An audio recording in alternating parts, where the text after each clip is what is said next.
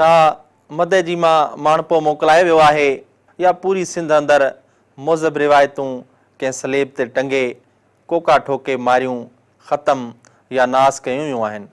अॼोकी सिंध जी तस्वीर में ग़ैर इख़लाक़ी, ग़ैर इंसानी ऐं ग़ैर मुहज़ब थोरे ग़ैर मज़हबी अमल आम थियण लॻा आहिनि ऐं अहिड़नि अमलनि ते कानून लागू कंदड़ इदारा, मज़हब जा प्रचारी, तबलीगीकार ऐं इंसानियत जो दर्स ॾींदड़ धुरियूं हड़ई माठ आहिनि। समाज जा क़दर वञी हिते बीठा आहिनि त ॿिए सां थींदड़ ज़ुल्म ते हर टियों माण्हू इहो चई माठ नज़र अचे थो त पराए झेड़े में, पराए मसइले में ऐं पराई बाह में असांजो छा। अॼोके सिंधी समाज में न्याणी जो वारिस पीउ हुजे थो जंहिंखे इहो अख़्तियार पाण मुरादो हिन समाज जे रीतुनि ॾेई छॾियो आहे त हू पंहिंजी न्याणी टकनि ते विकिणे, बदे में ॾिए, संग चटी में ॾिए, कारोकारी में ॾिए, क़बाइली झेड़नि में ॾिए, पोढ़नि सां परणाए, न्याणी जी शादी संदसि मर्ज़ी ख़िलाफ़ु कराए। इहे हड़ई ऐं ॿिया खोड़ अख़्तियार, बेलिखिया अख़्तियार हिन समाज जे पुठिते पियल क़बाइली इलाइक़नि में अॼु बि हलनि था। इन मामले ते कानून जुड़नि था पर सज़ा किथे बि नज़र नथी अचे, जंहिं करे हिकु त रियासत अमल कराइण लाइ ग़ैर संजीदा नज़र अचे थी ऐं ॿियो अणसिधी रीत पुलिस जा हिननि मामलनि में ठठ हुजनि था। सिंध जी अॼोकी तस्वीर में मदे जी भरिसां गाहि जा थाणे जी हद रामण शहर में 5 वरियनि जी मासूम न्याणी कोड़ी शर खे 17 वरियनि जे हबीबुल्ला शर सां प्रणाइण वारो मामिलो बि आहे, जेको मीडिया ते अचण बाद पुलिस पारां तमामु वॾी महिनत ऐं फ़र्ज़ शनासी जो मुज़ाहिरो कयो वियो। हिकदमि घोट जो पीउ ऐं निकाह पढ़ाईंदड़ मौलवी गिरफ़्तार कयो वियो, जंहिं बाद बजाए उनजे त घोट, निकाह पढ़ाईंदड़ मौलवी, शाहिदनि, मासूम निंगरी जे वालिद ऐं हिन मामले में मुलवस ॿियनि माण्हुनि खे सज़ा ॾियारण लाइ किरदारु अदा करण जे बाअसर धुरियूं खेनि तहफ़ुज़ ॾियारण लाइ अॻिते वधी आयूं आहिनि ऐं जवाबदारनि खे आज़ादु कराइण लाइ पुलिस सां संदन कुझु वठो मुलवस जवाबदारनि खे छॾियो जूं ॻाल्हियूं हलंदड़ आहिनि। जॾहिं त ॿिए तरफ़ गाहि जा पुलिस घोट हबीबुल्ला शर ऐं संदन निकाह में शरीक शाहिदनि खे गिरफ़्तार करण में मुकमल नाकाम नज़र अचे थी। जॾहिं त इलाइक़े में इहे पिणु चोॿोल आहिनि त पुलिस पारां घोट खां नोट वठी खेसि गिरफ़्तार न कयो वियो आहे ऐं शाहिद बि ॾोकड़ ॾेई जान आजी कराइण में कामयाबु थी विया आहिनि।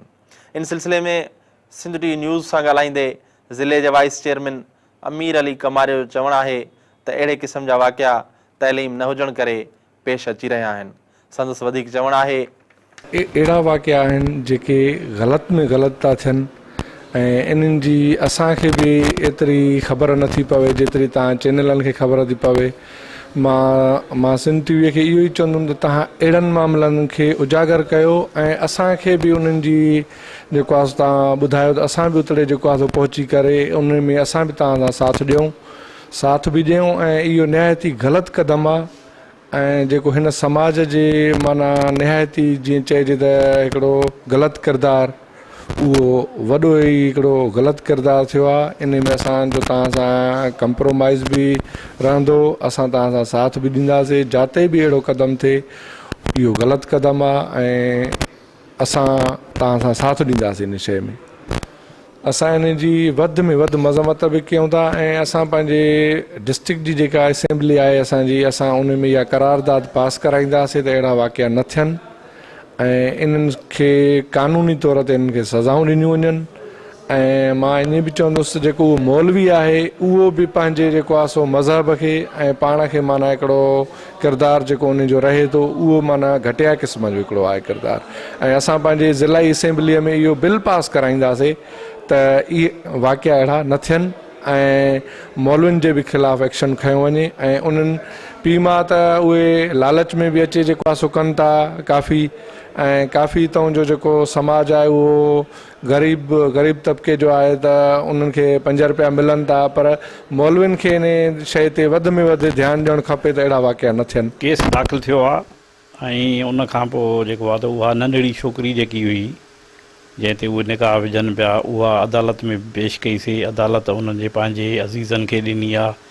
घोट जे लाइ जेको आहे त असां सुबुह बि अॼु रेड कईसीं। हाणे तव्हांजे अचण खां 5-10 मिंट मां उॾो थियो आयुसि ऐं उनजे लाइ मां रेड कई। जेके ॿिया जेके शाहिद हुया उन्हनि जे घरनि ते बि वियासीं पर इतफ़ाक़ सां कोन हुया ऐं इनशाला इन्हनि खे पकड़ींदासीं असां। बहरहाल असांखे जेको आहे न शऊर अञा जेको आहे न अञा न आयो आहे उहो जेको हुजणु घुरिजे। छोकिरी पाण 5 सालनि जी छोकिरी असां पाण उते जेकॾहिं जॾहिं पहुतासीं त मां वरी सम्झो त इहा जेकी माउ खे छोकिरी आहे इहा जेकी इहा हंज ते खयूं आई आहे शायदि, अञा छोकिरी का ॿी आहे उहा।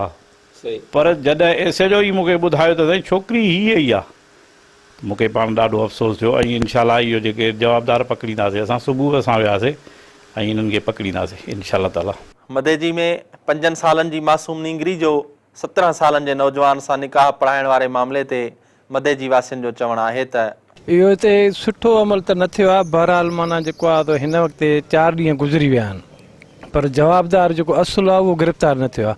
उन जा छा सबब आहिनि इहो चई नथो सघे। बासर धुरियूं उन में विच में आयूं आहिनि जंहिंजे करे इहो मसइलो लहे मिटी करण जी कोशिशि कई पई वञे, पर हितां जी सुञाण धुरियूं जेके बि आहिनि उन्हनि खे इन मसइले ते ऐं इन इशूअ ते उथणु खपे त हीउ जेको आहे वाक़ियो जेकॾहिं अॼु हिकिड़ो लहे मिटी थियो सुभाणे अहिड़ा खोड़ वाक़िया थींदा। पर इन ते असां हितां जे चेयरमैन आहे या जेको इंतिज़ामिया आहे या SSP शिकारपुर आहे उनखे चवंदा फौरी तौर ते नोटिस वठे जीअं इहो मसइलो माना हिकिड़ो हल बि थिए ऐं अॻियां जे लाइ जेको आहे त उनजी रोकथाम बि थिए। इन अमल त तमामु बुरो थियो आहे जेको आहे इहो नंढड़नि मौसूम न्याणियुनि खे जेको आहे सो हेॾे सारी उमिरि जे माण्हूअ खे ॾियणु इहो तमामु बुरो अमल आहे। असां इन जी जेतिरी थी सघे मज़म्मत कयूं था ऐं वॾनि माण्हुनि खे बि खपे त अहिड़नि माण्हुनि जी जेको आहे पुष्टपनाही न कनि ऐं बहितर इहो ई आहे त उन्हनि खे सज़ा अचणु खपे ऐं उन्हनि खे पकितो वञे ऐं उहो बासर माण्हू जेके इनवॉल्व आहिनि उन्हनि खे बि सज़ा ॾिनी वञे। असां इन सॼे मसइले खे कंडेम था कयूं। पहिरियों त जेको आहे सो मासूम ॿारड़ीअ जो निकाह पढ़ाइणु या उनजी शादी कराइणु इहा जहालत ऐं गुरबत ऐं अहिड़े क़िस्म जे उन्हनि शयुनि जी निशानी आहे। ऐं उन सां गॾु जिते रियासत जो जेको हिकिड़ो किरदारु हुजणु खपे उहो असांखे नज़र नथो अचे। रियासत जेको आहे सो इन्हनि जे ख़िलाफ़ु हिकिड़ो मज़बूत कानून जोड़े ऐं उन जी पासदारी कराई वञे।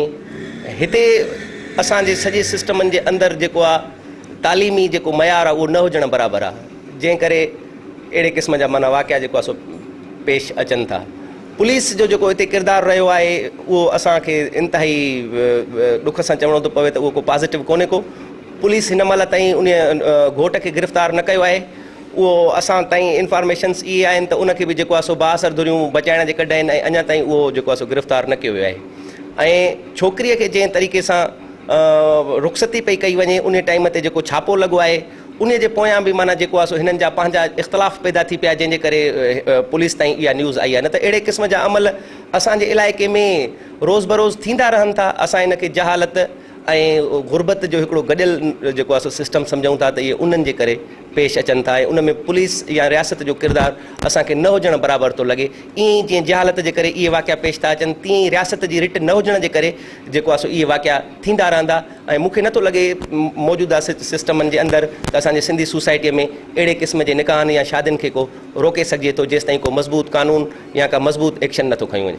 मदेजी में पेश आयल हिन वाक़े बाद असां सम्झूं था त न रुगो हिन शादी रचाव में मुलविस हड़नी जवाबदारनि खे गिरफ़्तार करे खेनि पाकिस्तान जी आइन ऐं कानून मुताबिक़ सज़ाऊं ॾियणु खपनि, पर साॻे वक़्तु हिन वाक़े में जवाबदारनि खे आज़ादु कराइण लाइ सरगर्म थियल बाअसर भोतारनि खे बि गिरफ़्तार कयो वञे ऐं खेनि बि जवाबदारनि जी फ़हिरिस्त में आणे साॻे ॾोह में चालान कयो वञे।